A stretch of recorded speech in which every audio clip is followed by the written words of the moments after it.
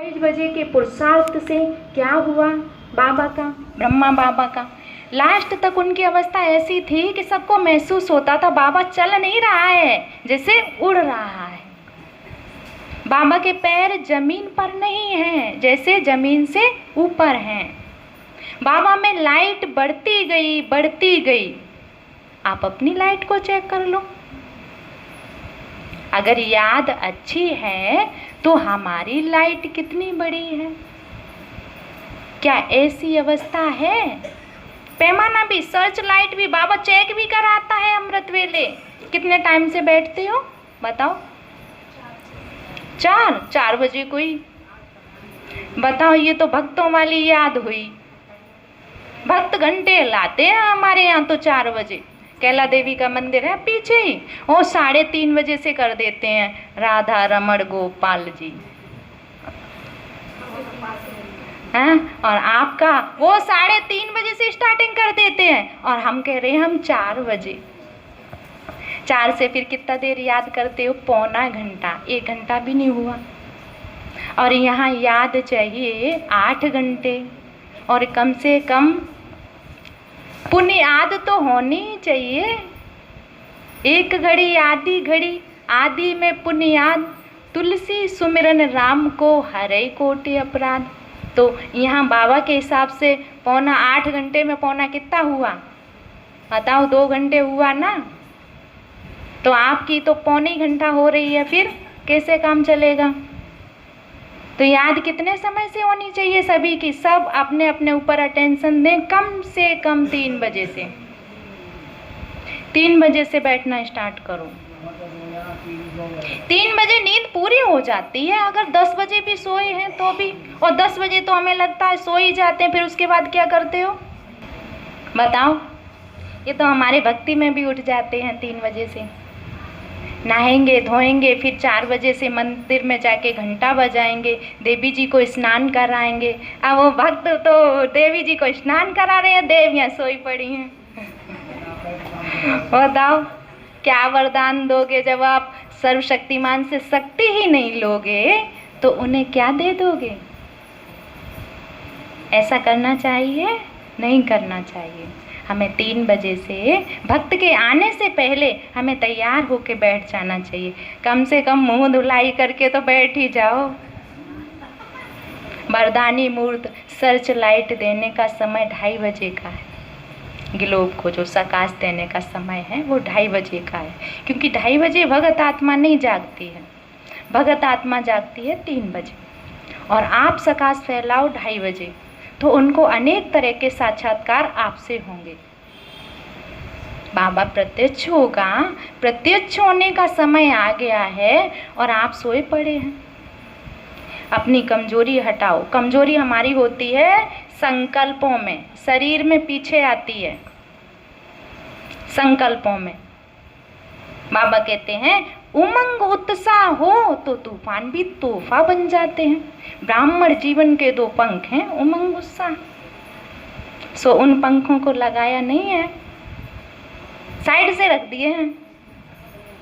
अभी लास्ट में लगाएंगे, एकदम से उड़ जाएंगे। ये अगर फ्रेश होने गए हैं तो नहाना होता है, और फ्रेश होने नहीं गए हैं तो हाथ मुंह धुलाई करके, पेस्ट करके आप बैठ जाओ बाबा की याद में। बिस्तर भी आपका साफ स्वच्छ होना चाहिए, कपड़े भी साफ होने चाहिए। और आप ज़्यादातर बिस्तर को छोड़ दें, क्योंकि नींद का वाइब्रेशन होता है उस पर, तो फिर सोने का चांस रहता है। इसलिए तो आप चेयर लेके बैठ जाएं, हाथ मुंह धुलाई करें, पेस्ट कर लें, कर सकें तो नहीं, पानी से तो कुल्ला करना ही है। फिर उसके बाद आप पानी थोड़ा सा चार्ज करके पी लें और बैठ जाएं। और अगर फिर भी आपको नींद आ रही है तो अव्यक्त वाणी या आपने कल की जो पिछली वाणी आप पढ़ सकते हैं, मुरली पढ़ सकते हैं, उसको पढ़ लें, उसका सार रूप पढ़ लें। फिर आप बाबा को याद करें तो नींद भी नहीं आएगी। ये प्रैक्टिकल की बात है, आप करके देखना, नहीं आएगी। आपने कभी देखा? जैसे हमने कोई चीज़ देख ली, बात कर ली, हमें कितनी भी तेज़ नींद आ रही हो और कहते हैं अब तो नींद ही चली गई है, भोजन थोड़ा सा पा लिया है, फिर भोजन बनने में देरी है तो कहते हैं भूख ही चली गई है, तभी मिल जाता तो मिल जाता, जब सो लेते तो सो लेते, कोई टोकता नहीं तो ये सब चीज़ें नींद भगाने का नुस्खा है। बाबा तो कहता चोटी बांध दो इसकी ऊपर पेड़ से। अगर नींद का झटका आता है, नींद आती है, सोने का मन करता है तो चोटी बांध दो खास। तो देखो उस समय, अब ये लास्ट का समय है, बाबा और कैसे कहे, इतने भाई बहनों के द्वारा, पहले खुद कहता था, अब इतने भाई बहनों के द्वारा कहलवा रहा है, और कैसे कहे, कितना समझाऊं बच्चे, कितना समझाऊं। बाबा कहते हैं अब आप अपने ऊपर खुद ही ध्यान दो। ऊंच पद पाना है अगर तो अपने ऊपर खुद ही ध्यान दो। बाबा कहते हैं कोई बात नहीं, ज़्यादा नियम मर्यादाएं नहीं साध पाते हो तो कोई बात नहीं, बाबा को याद तो कर ही सकते हो ना, तो बिना सजा खाए शांति धाम में ले जाऊंगा। मैं ये गारंटी देता हूँ आपको, ये गारंटी करता हूँ, बिना सजा खिलाए शांति धाम में ले जाऊंगा। पद तो कम होगा ही, वो तो बात है ही, क्योंकि पढ़ाई नहीं की है हमने। अगर आप पवित्र बन के मेरी श्रीमत अनुसार कर्म करेंगे तो मैं अवश्य विश्व की बादशाही दूंगा, ये कहता है। उधर गारंटी कर रहा है सजा नहीं दूंगा, इधर गारंटी कर रहा है कि अवश्य विश्व की बादशाही दूंगा। देखो कितनी बारीकी बारीकी से समझा रहा है। मीठे मीठे लाडले बच्चे, ऐसे मीठे बाप को याद करो। फिर कैसे करना है याद? निराकारी, निर्विकारी, निरहंकारी। तो मन तो सौदा दौड़ेगा ना, फिर इधर कहाँ दौड़ेगा? नीचे नहीं, ऊपर। कैसे? निराकारी, निर्विकारी, निरहंकारी। जब ये स्थिति आप बार बार बनाएंगे, मानो रिपीट भी आप करते जाएंगे तो भी मन भागेगा ऊपर, और आप देह को देखेंगे, देह की दुनिया को देखेंगे तो इधर ही भागेगा, क्योंकि नियम है ना। जो आपने किया है उसका फल तो मिलना है, नियम है, ये नियमानुसार होता है। देह देखा तो देह यहीं मिली थी, यहीं छोड़ के जाना है, तो मन भी इधर ही भागेगा। और आपने अगर अपनी आत्मा को देखा है, बाबा को याद किया, निराकारी, मेरा बाबा कैसा है? निराकारी, निर्विकारी और निरहंकारी। मैं आत्मा कैसी हूँ? लाइट, लाइट, और ब्रह्मा बाबा लाइट के शरीर में, तो मैं आत्मा लाइट, बाबा की संतान लाइट, और ब्रह्मा बाबा समान लाइट के शरीर में। फिर इस स्थूल शरीर में आई तो भी लाइट, लाइट माना हल्की, कोई चिंता फिकर नहीं, जिसे बाबा कहते हैं बेगमपुर के बादशाह, बेफिक्र स्थिति, निश्चिंत स्थिति। तो ये बनाई है, याद है? बताओ, याद रखेंगे तभी तो बनेगी। ये अपना गुप्त पुरुषार्थ स्वयं स्वयं को करना होगा, दूसरा नहीं आपको कराएगा। सोचो, अगर ऊंच पद पाना है तो करना है, नहीं पाना है तो बाबा कह देते मुक्ति चाहिए। साधु सन्यासी भी मुक्ति के लिए कितना पुरुषार्थ करते हैं, पूजा पाठ करते हैं, जप तप करते हैं, नियम साधते हैं ना। अभी हम क्या कर रहे हैं ब्राह्मण बन के?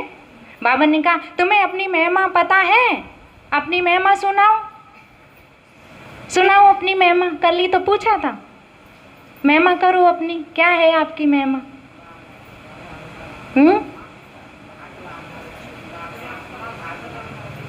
जो सुमान है वो आपकी महिमा है।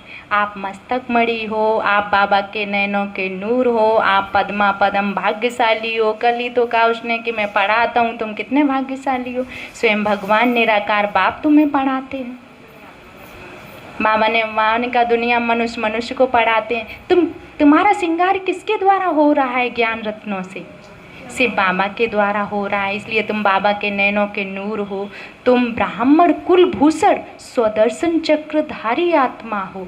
तुम कुल दीपक हो, तुम रूहे गुलाब हो, तुम राज ऋषि हो। ये आपकी महिमा है। आप पद्मा पदम भाग्यशाली हो। शायद कोई मुरली ऐसी जाती हो जिसमें आपकी महिमा ना करता हो बाबा।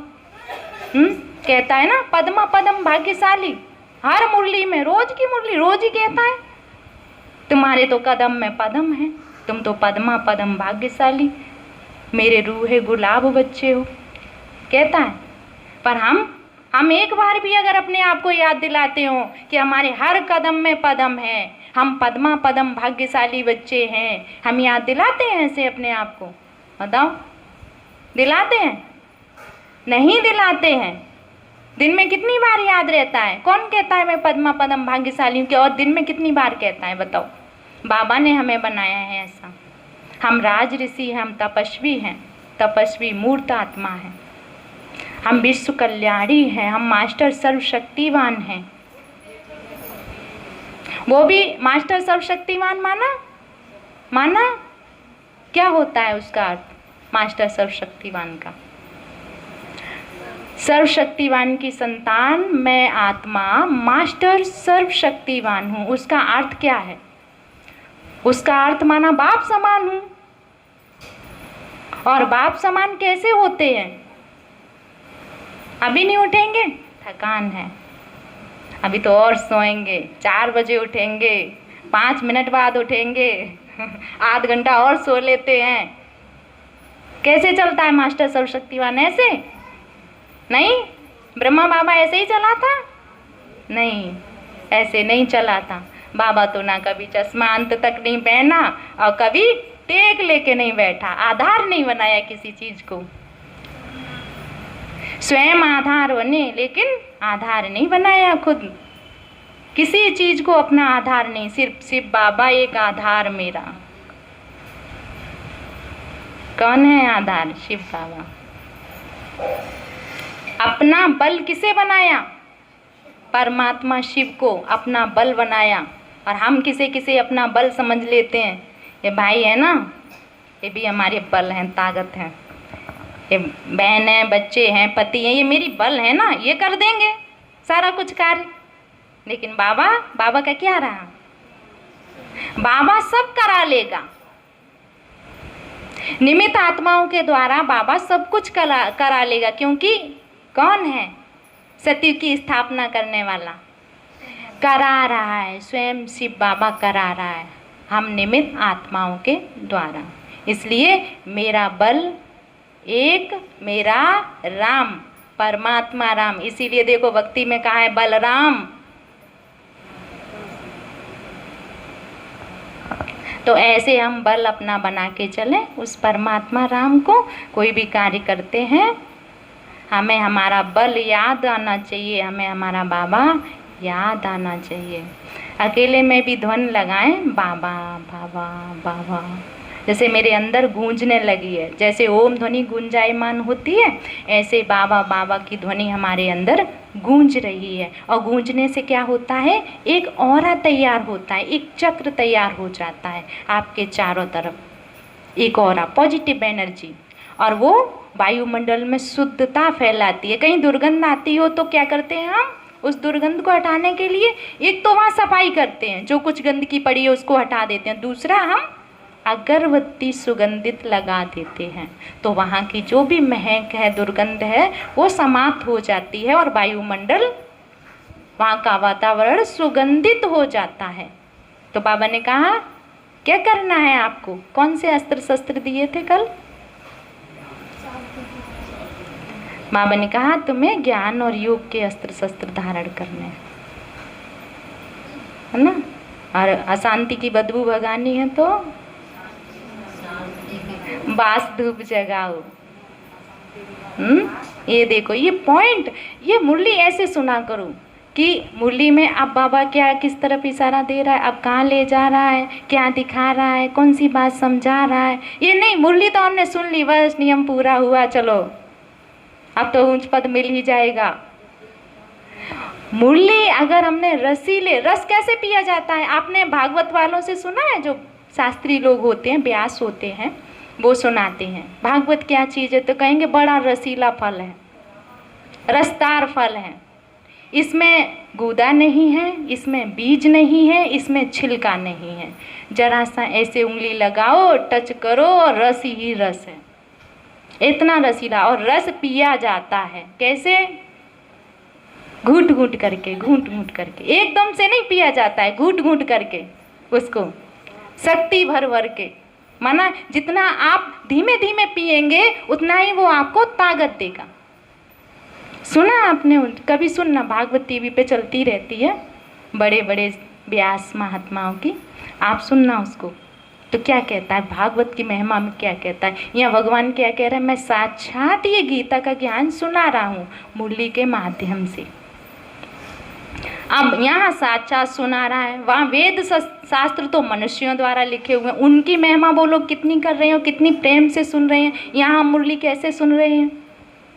घूंट घूंट करके, रसीले ढंग से, स्वाद ले लेके, शक्ति भर भर के। कैसे? कानों से। हैं? कहाँ से पीना है? ये कान क्या है हमारे? पीने का। और सो जाए तो, मुरली में सो जाए तो अंदर जाएगा? ये रस नहीं जाएगा, शक्ति नहीं मिलेगी आत्मा को। तो इसलिए बाबा कहते हैं जब भी यहाँ बैठते हो तो तुम्हें याद होना चाहिए कि इस ब्रह्मा तन में कौन बैठा है और कौन ये मुरली सुना रहा है, ये बाणी किसकी है, ये कौन चला रहा है।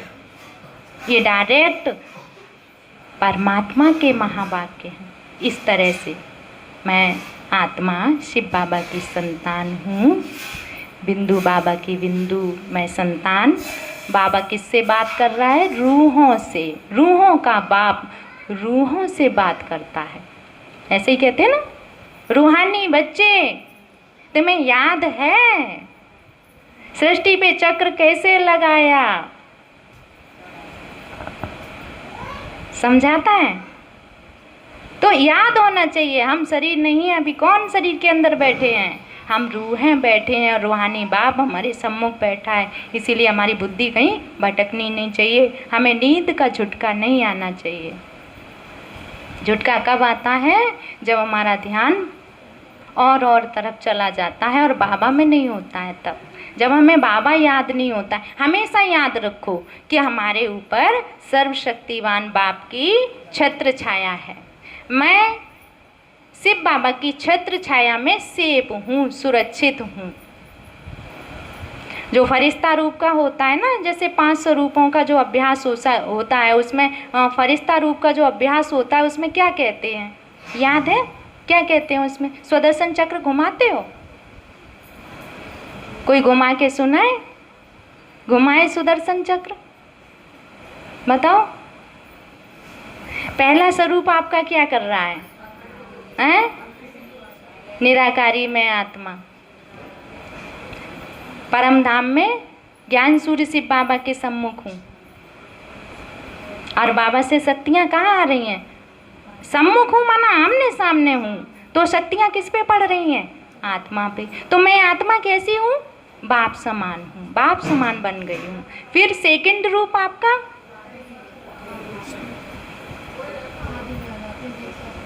देवता स्वरूप, वो हुआ अनादि स्वरूप, ये हुआ आपका आदि स्वरूप। और आदि स्वरूप में आप क्या कर रहे हैं? याद करो, क्या कर रहे हो आप? आप सोने के महलों में हो, सोने के सिंहासन पर विराजमान हो, सिर पर डबल ताज है और सामने पुष्पक विमान खड़े हैं और चहुओर देवी देवताएं भ्रमण कर रहे हैं और प्रकृति का अतुलनीय सौंदर्य है चारों तरफ। फिर आपका थर्ड पूज्य स्वरूप। पूज्य स्वरूप में क्या कर रहे हो? मैं अष्टभुजाधारी दुर्गा हूँ और मैं अष्टभुजाधारी दुर्गा हूँ, दुर्गत नाशिनी हूँ, विश्व कल्याणकारी हूँ और मेरे मस्तक से सकार निकल कर फिसल पड़ रही है। सामने हजारों भक्तों की भीड़ खड़ी है, उनकी करेंगे। हमसे यूं ही आके फिर क्या कर रहे हैं मगर मिलते रहना, उनकी सभी मनोकामनाएं, पवित्र मनोकामनाएं पूरी हो रही हैं। हमसे मिलते रहना। चौथा स्वरूप आपका कौन सा था? ब्राह्मण। ब्राह्मण स्वरूप में आप क्या करते हैं? बरसाई स्नेह बरसाते, संगम की मुलाकातें बरसाई बरसाते। कभी सोचा भी नहीं भगवान मिलेगा और ऐसे अपना बना देगा अपने समान मास्टर सर्वशक्तिवान बाहरी में आत्मा। बाबा ने मुझे वरदान दिए, अखुट खजाने दिए, मुझे विजयी रत्न बना दिया। बाहरी मेरा भाग्य। ऐसे ही करते हो। फिर पांचवा स्वरूप, फिर फरिश्ते स्वरूप में क्या होता है? प्रकाश के, मैं आत्मा प्रकाश के चमकीले शरीर में विराजमान हूँ, सफेद प्रकाश के चमकीले शरीर में विराजमान हूँ। फिर और कैसी हूँ मैं? उड़त्या स्वतंत्र हूँ, उपराम हूँ, कमल आसन पर विराजमान हूँ। ऊपर से बाबा से, शिव बाबा से सफ़ेद पवित्र किरणें निकलकर मुझ आत्मा के ऊपर पड़ रही हैं, मुझ फरिश्ते के ऊपर पड़ रही हैं। और मैं फरिश्ता बाबा की छत्र छाया में सेफ हूँ। ऐसे करते हो महसूस। देखो घड़ी घड़ी करना चाहिए। बाबा कहते हैं चलो घड़ी घड़ी माना हर घंटे, एक घड़ी माना 1 घंटे बाद तो करना चाहिए ना ये अभ्यास। अच्छा ठीक है, ऐसे ही करना।